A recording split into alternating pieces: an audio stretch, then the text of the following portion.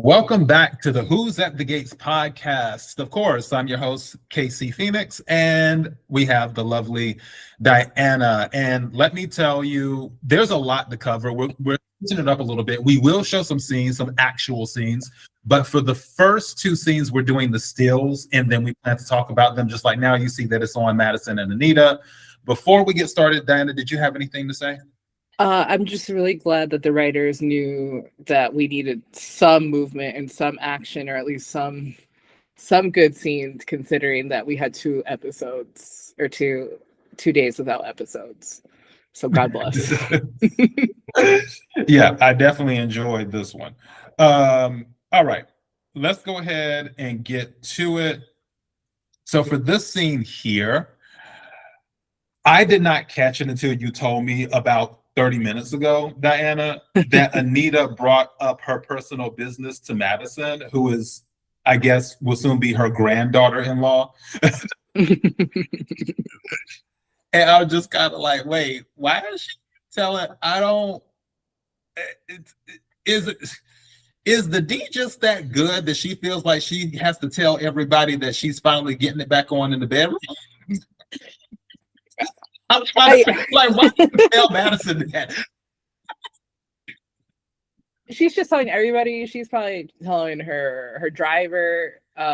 She's probably telling like the lab tech, the nurse. Shanice probably knows. Everybody at Orphe Jeans. Everybody knows the good word and the good news that Anita's finally going to get some. I'm just like, and don't get me wrong. We covered this when she told Vernon that they put a heart. Well, she put a heart around the date or week or whatever. And it's kind of like, yes, we're not knocking Anita and Vernon having sex. Like, if you're able, I don't care what your age is, if you're able to get it in and you're not hurting anybody doing anything crazy, get it in. We're not knocking that. What I'm trying to understand is, and I know Madison is a doctor, but she's not even her oncologist. She's not even her what's the thing? The sexual doctor, not the OBGYN, but there's a doctor. Gynecologist? Yeah, well, the OBGYN. But there's another one too, that deals with like other like sexual stuff.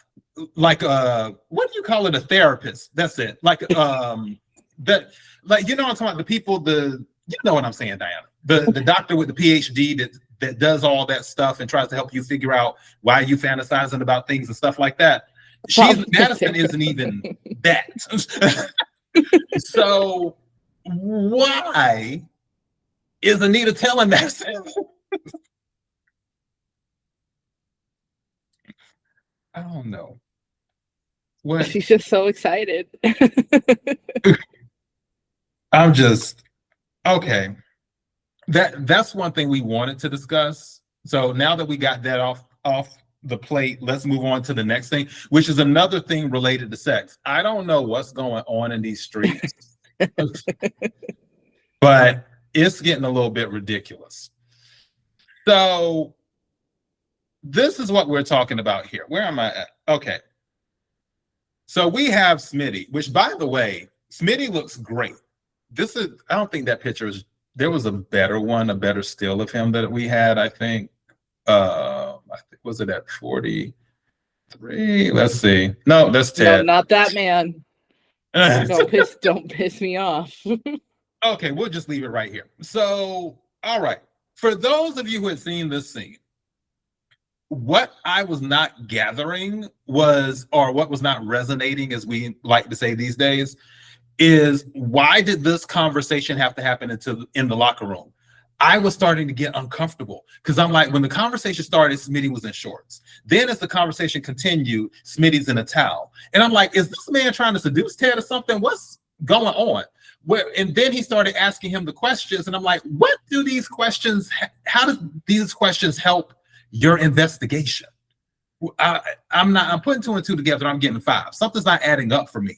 And like I said, Smitty looks great, but the entire time, as I'm enjoying looking at him, I'm also thinking, why are you having your conversation with him like this when you can easily say, hey, Ted, glad I'm able to see you. You know what? Can I just hold you for 5 minutes right after? Let me go ahead and do what I need to do, and we can catch up while we're here sometime later outside the locker room.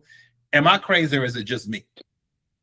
I think it's just you because Ted has the reputation of an absent father. I mean, I think Smitty was like, "Is that my father-in-law? I have not seen that man in 10 years."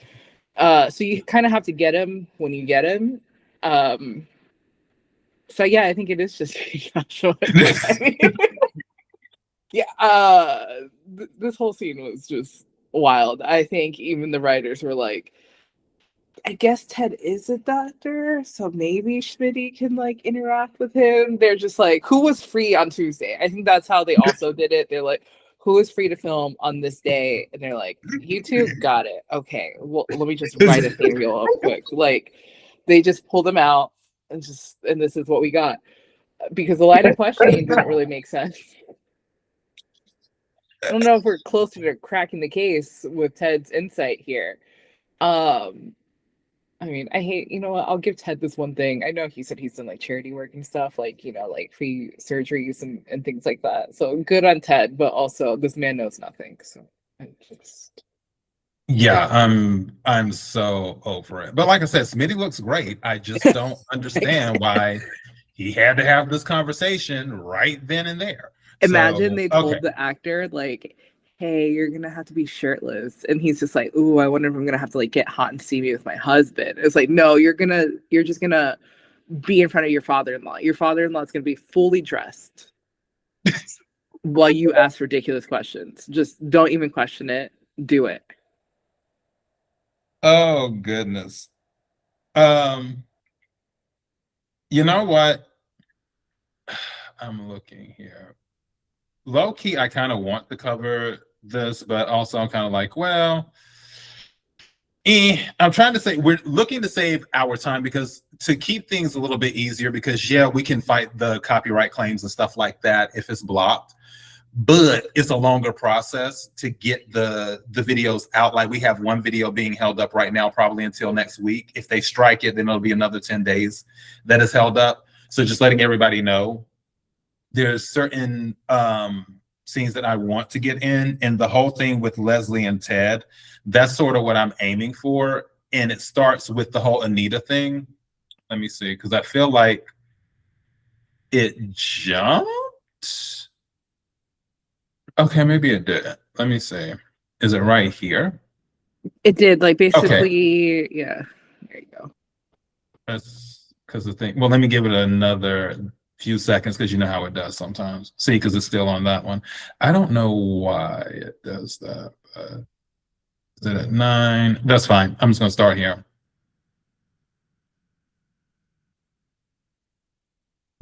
That's all you're going to say? I think you need to apologize to Shanice for being so rude. Oh, why, I appreciate the assist, Mrs. Dupree. I can handle myself in this ring. Since I'm finally strong enough to take care of business, please allow me. Apologize. So sorry to interrupt your little chitter-chatter by asking Shanice here if she can actually do something work-related. No one works harder than nurses. No, Anita, please. I've already had a self-righteous lecture from one Dupree today. I don't need another one from Our Lady of Eternal Superiority. Obviously you do. And you know full well I was not born with a silver spoon in my mouth.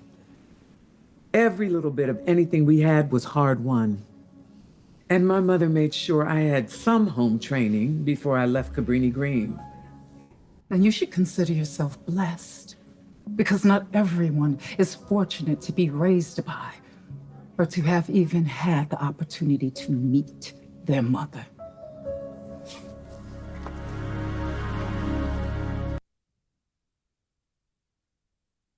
Okay. A question for you. Am I supposed to feel sorry for Leslie? Like, what Let was me the say scene this. about? What was the scene for? I think it was another example of Anita softening on Leslie, where she has her moments with Leslie where it's like she wants to choke her, but also there are moments where Anita's like, well, wow, she really has, like, Leslie has been through something, and that guilt is still with Anita, because if Barbara was in the group, Anita might be thinking, well, if Barbara was still in the group with the Articulates and made money, maybe Leslie's life would have been different. And she would have, because obviously Leslie grew up poor with Peaches. So it's like, and Barbara didn't keep Leslie, more than likely money being one of the reasons. And I'm sure there were other reasons, but I'm confident money was a big reason. Had she been raised with a mother with money, which Barbara would have had if she was still in the group with the Articulates, things would have been different, possibly. So that probably weighs on Anita's mind. But Anita can see the hurt in Leslie, too. You are so nice. You are so nice, Casey. That's all I have to say about this.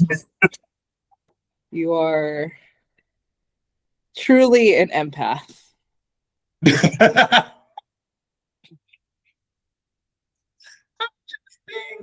Yes, you know how I roll.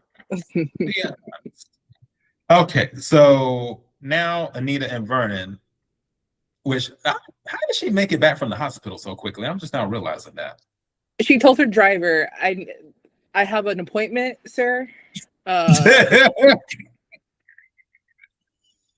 her driver's like, okay, relax. There's like no traffic. Like, just calm down. Oh, goodness, I tell you. All right. So this one, let's take it. Yeah, let's see what's happening here, because that'll lead into what's going on. And this is with Leslie and Leah, and then we'll let it go from there. I heard you were looking for me, Ms. Thomas. But since your mother is no longer a patient here, I can't imagine why. Well, this won't take long. I have some ideas for how to expand the partnership between the Phoenix Street Free Clinic and Garland Memorial. Ah. Call my assistant and schedule an appointment. No, I won't be calling you assistant, but I will be calling your boss. What? Seems like you're really taking it on the chin today. I'm gonna regret asking this, but do you want to talk about it?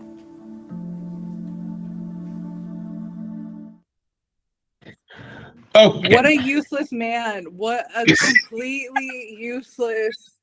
Why? Like, you cannot keep on giving her the benefit of the doubt. You see how Leah, do you see how she was just like, didn't give her an inch? She created boundaries. She just walked away like the professional murderer that she is. I don't, like, I don't know what she does. And Leslie had no choice but to just sit there with her mouth, like stand there with her mouth open. Do you see how when you're confident and you know you're bad, you can just do whatever? These people, the Dupree family does not do that to Leslie. The only person who sort of has heat for her, like Kat, and today Chelsea, who don't give her an inch. Everybody else is like, you gotta let it go. It's fine. Leslie almost murdered our friend. We have to rise above. No, she's a villain. She's a villain in their lives. You can't give her an inch.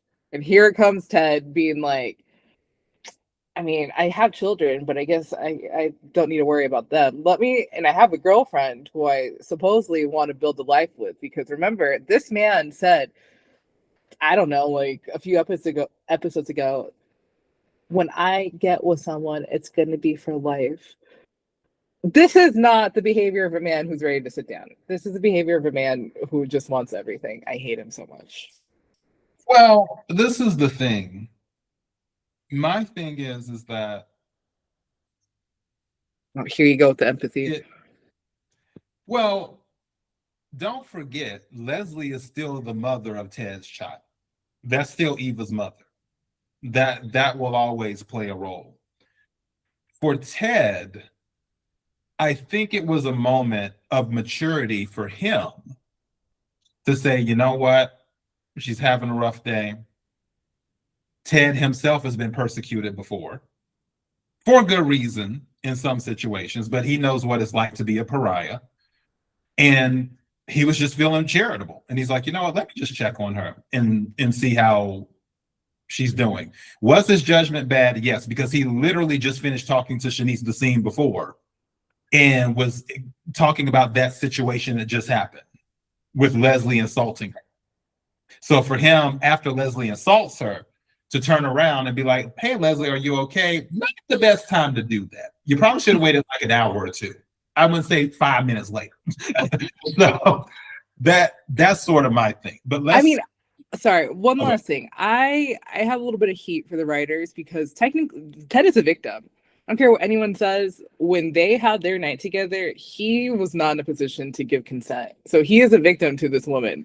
So for him, well, I don't think he realizes that. I don't think the writers care about that. But, you know, I emphasize with Ted a lot on that. But here he goes, just talking to her. I don't know, maybe it's trauma. I don't know, PTSD. But the whole situation of like, well, he has to because he's his daughter, grown daughter's mother. By the way, it's not like they're taking care of a 5-year-old and they have to figure out like school pickup.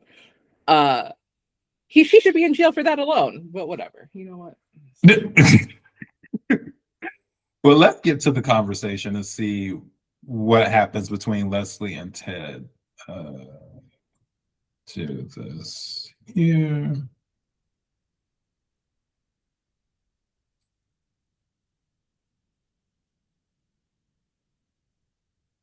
Take that up just a little bit more. And it should go into it. Let's see.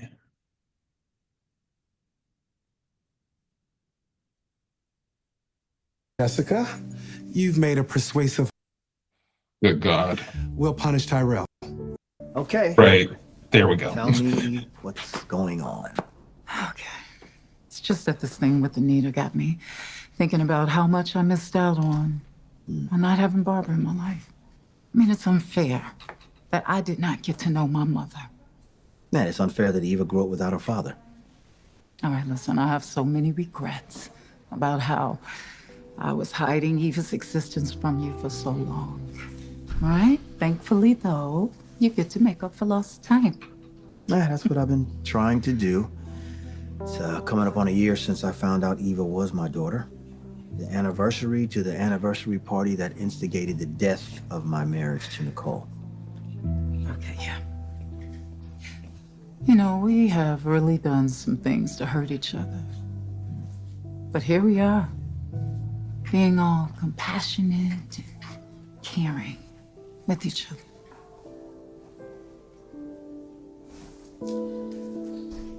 We've come a long way. Yes, we have.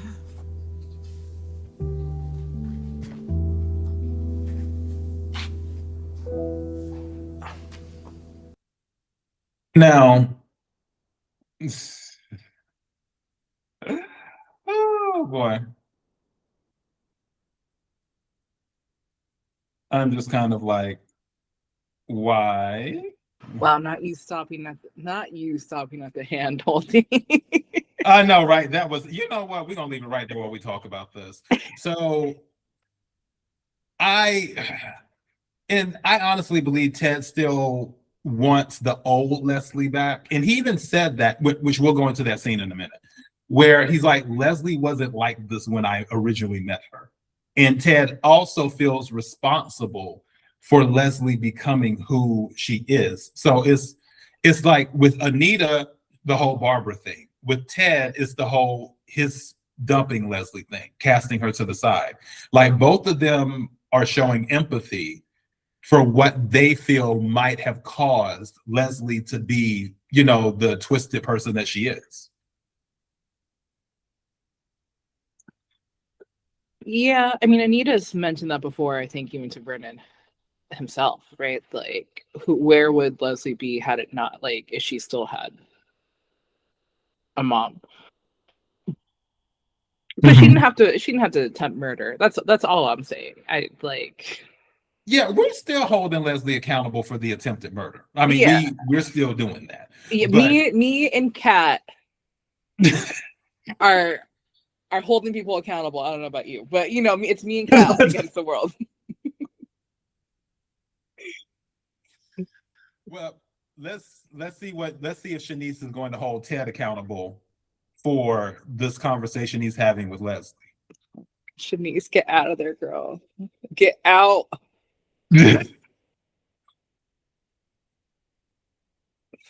What is that? 320. Okay, let me do 23, I guess. Or 20. I think you're good there. I think this is like the end of it. Yeah. Okay, let me go back to 23 or 22. Fine, let's do that. You got that right. Ted can't seem to keep his hands off me. Look, I was just offering her a shoulder to lean on because what Anita said seemed to really get to her. Leslie instigated that whole little tiff. Even so, she's still a human being. I'm gonna keep my mouth shut on that one. Look, today I caught a glimpse of the woman who I first met. So back then, she wasn't always on the attack. Oh, well, she sure is now. That woman makes a conscious choice to be hateful. I feel like I brought that mean, unpleasant side out of her when I dropped her. I just shoved her to the side. I feel like I owe it to Dana to extend some grace to the woman she is today. Well, when that urge goes away, you let me know.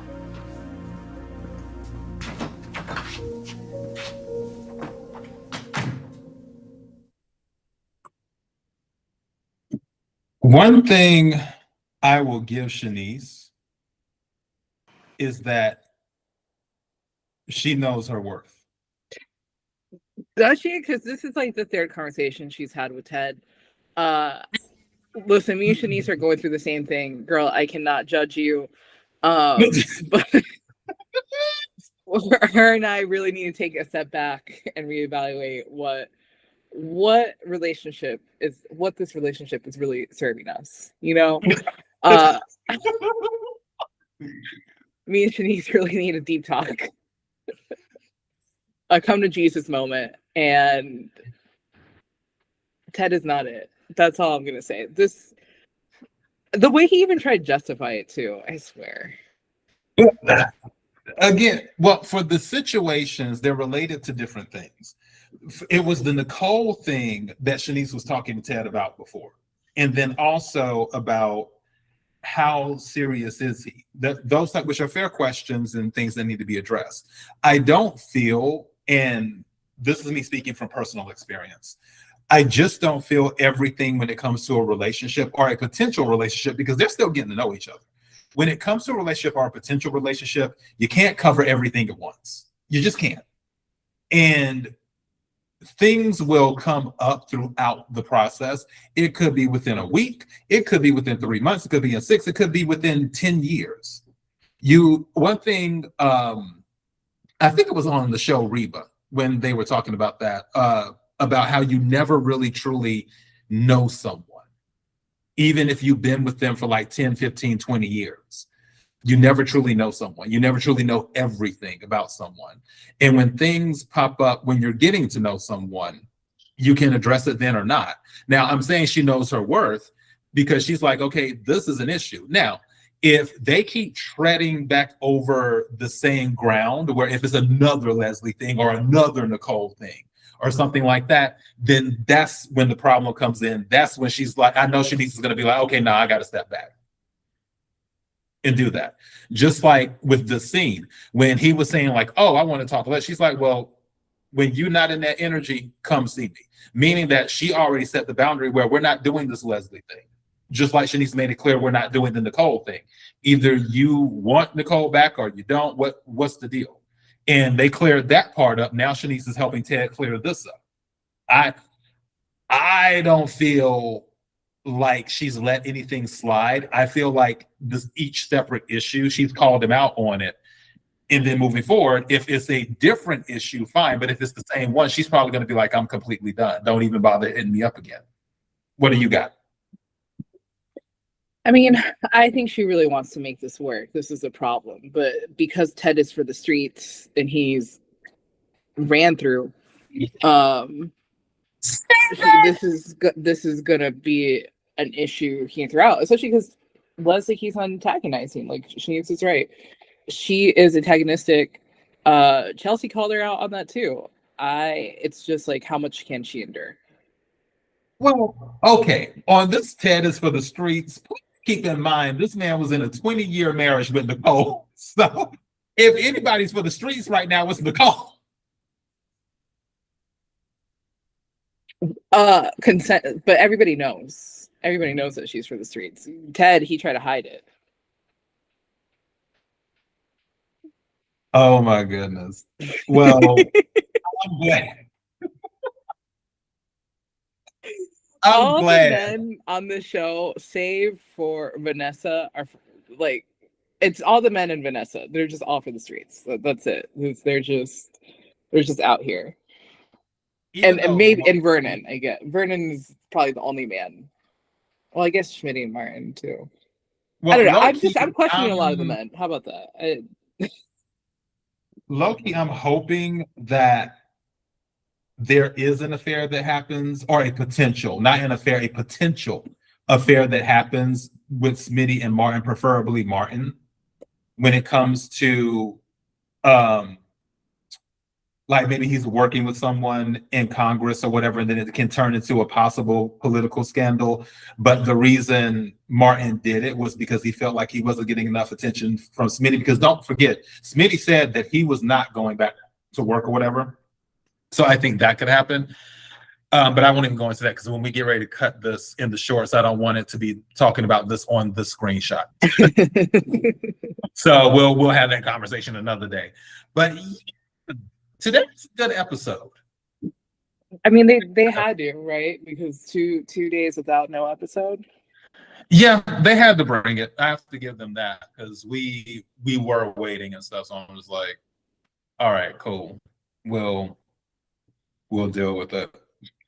But yeah, okay. So I think that's it, Gators. Don't forget, like, share, comment, subscribe, and all that other good stuff. Tell your friends and family and anybody else about Who's at the Gates podcast so they can listen. You can listen on Spotify or on YouTube, and we will branch out to other platforms more than likely starting in the month of May is what our goal is. Lots of wonderful things going on. We've been posting YouTube shorts.